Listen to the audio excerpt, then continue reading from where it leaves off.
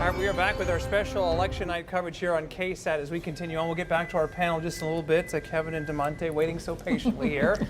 But we are thrilled to have Bexar County Judge Peter Sakai stop by. This is one stop on a number of stops for you tonight. You got it. We're trying to cover all our bases tonight, but it's an exciting event, an exciting night, an exciting election because the turnout has been extraordinary for Election Day. Yeah, we hoped that we would have some results about Prop A and B, which is all about county funding, to talk to you about. But the reason for that, the reason at 7:41 that we don't have those numbers is people are still waiting in line. We got reports of people waiting over an hour at the Bexar County Elections Office to cast their ballot.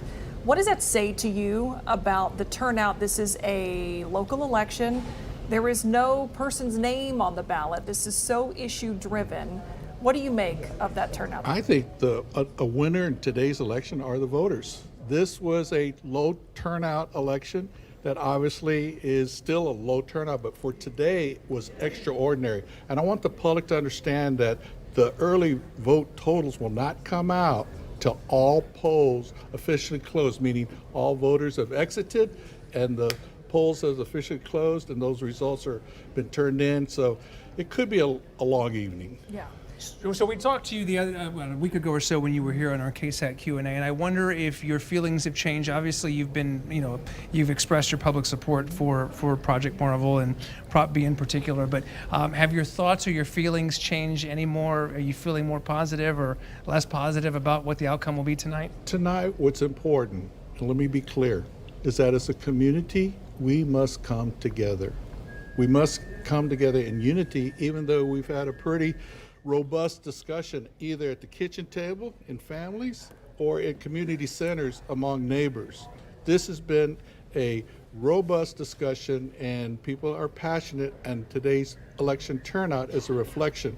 And I'm hopeful that that is a reflection of true democracy. People that are coming out can agree to disagree. Now, the key is after today, after those results come in, now let's come together to do what's the common good, the common goal, and the common welfare for our community. Then that's what I pledge to as your county judge. So we have asked you several times over the last couple of weeks, what happens if both of these pass? What happens if one passes, the other doesn't? What happens if they both get voted down? We've thrown all the scenarios your way. So the rodeo told us they're going year round. They have had conversations with you about that. That is happening whether or not Prop A passes. That's a correct statement. That's correct. All right. So if Prop B doesn't pass, the rodeo is planning to go year round. What happens if the Spurs? Well, obviously the county and the Spurs are going to have to regroup and figure out. Now, understand that the Spurs are a tenant of the county at the Frost Bank Center to the year 2032, and I expect them to respect their lease and follow through. So we have a 6-year ramp up. Even if the Spurs find a alternative to go out of the Frost Bank Center, but I believe today's Proposition B is crucial to keep the Spurs in town. We cannot lose the Spurs. They're too valuable as a major employer, as a corporate citizen, and a philanthropic contributor to our community. So if either one of these fail, does that mean that if A fails, does that mean that the county cannot use that venue tax to help the rodeo go year round there, and that if B fails, it could not use up to $311 million? The law requires that the voters must approve all use of the county venue tax. That's what's unique about the county venue tax. We need voter approval. So if we're to expend it at any time in the future, we're going to have to call another election. But that would take some time, obviously, to put all that together. They got a 6-year ramp up. Well, Spurs in theory, if the Spurs don't buy out the rest of the lease or whatever, but I think we would agree if Prop B does not pass. I mean, tomorrow morning, there will be markets all over some of these markets around the country that are going to be calling, looking for the Spurs. That's the reality of today's market, is that the Spurs are a business. They are a valuable business, and they, in my opinion, are on the road back to the championship level that they are accustomed to. So they're too valuable as a corporate citizen, as a major employer, as a philanthropic corporation, that we cannot afford to lose the Spurs. Judge Sakai, we appreciate you being here. You got lots of stops, so thanks for making time for us. All right. Okay, very good. Before you take off, DeMonte and Kevin, do you have any questions for the judge?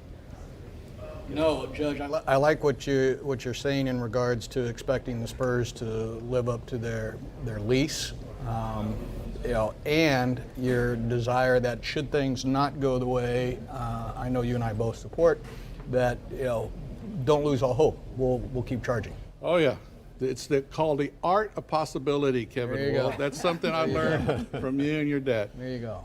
Yeah, Judge, not more of a question, but more of a comment.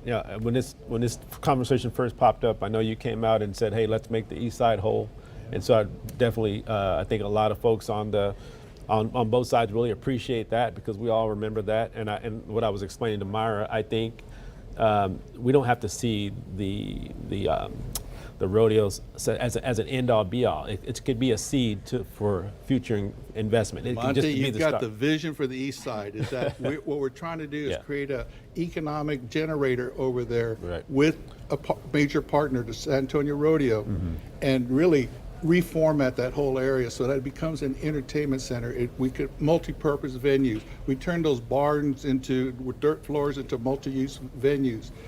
I put on the table the Willow Springs Golf Course, so stay tuned for the possibilities of what can happen to the East Side in the revitalization. Yeah, and Myra, that's what I was talking about messaging on the campaign. I don't think we had time to go deep enough into those conversations, those intricacies that say, okay, hey, this is the rodeo being here is not our plan. And saying, hey, here's your rodeo, we fixed that, right? It's hey, this is the start. And this is the broader vision of what that looks like. But what I'm hoping, I think what most people hope, that we can do that together with the community. It's not being sold to them, it's being done with them in partnership, and that vision, they can see some of their ideas implemented into that plan. DeMonte, you're spot on, because I believe the misinformation or the confusion was Project Marvel. This was not a Project Marvel project. Right. That is a city of San Antonio. This was a county venue tax, Right. a tourist tax to support the county facilities, Proposition A, and whatever we had left with a cap, and the Right. Spurs covered all cost overruns Right. for B for a new Spurs arena. So Right. I truly have full confidence in the voters tonight. All right. We will Thank you, see. Judge. No. Thank you, Judge. Thank you, More of guys. them waiting All to right. cast a ballot. Judge, Thank you, thanks for your Judge. time. Appreciate it. All right, very good. Bear County Judge Peter Sakai joining us here for a few minutes. And we've got more special guests to get to here in just a little bit. Yeah, we're going to take a break. We'll be back in just a few. Got it.